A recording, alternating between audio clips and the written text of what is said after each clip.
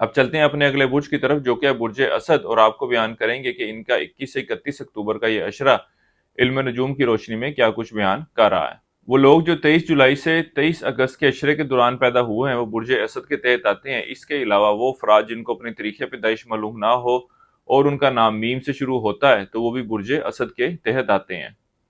اس اشرے کا آغاز آپ کی صحت میں بہتری کو ظاہر کر رہا ہے، لیکن وہ لوگ جو مستقل بیماری کا شکار ہیں ان کو چاہیے کہ اپنی صحت کے حوالے سے احتیاط جاری رکھیں۔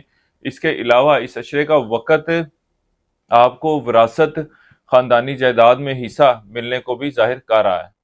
اس اشرے کے دوران آپ اپنے معاملات کو، خاص طور پر مالی معاملات کو بہتر کرنے کے حوالے سے خاصی محنت کرتے ہوئے نظر آتے ہیں۔ اس کے علاوہ اس اشرے کے دوران مالی معاملات کے حوالے سے آپ کو اپنے والدین اور یار دوستوں کی طرف سے بھی سپورٹ ملتی ہوئی نظر آتی ہے۔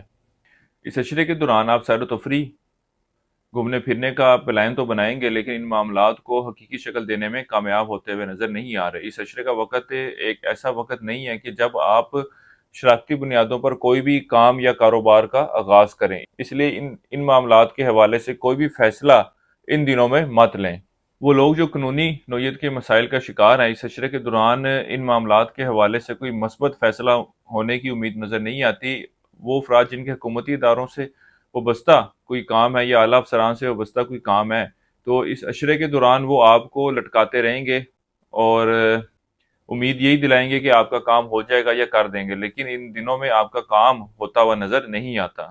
اس عرصے کے دوران طالب علموں کی توجہ تعلیم کی طرف خاصی مرکوز رہے گی اور یہ اپنے تعلیمی میدان میں اچھی کارکردگی کا مظاہرہ کرتے ہوئے نظر آ رہے ہیں۔ اس عرصے کے لیے ایک وظیفہ آپ کو بتا رہا ہوں، یا اللہ یا سلام، 3 تسبیح آپ نے اسی کرنی ہے روزانہ ظہر کی نماز کے بعد، اور اللہ تعالیٰ سے دعا کریں کہ اللہ تعالیٰ آپ کے معاملات میں بہتری فرمائے۔ اس کے علاوہ اس اشرے کے دوران حسب توفیق کالے چنے کا صدقہ کرتے رہیں۔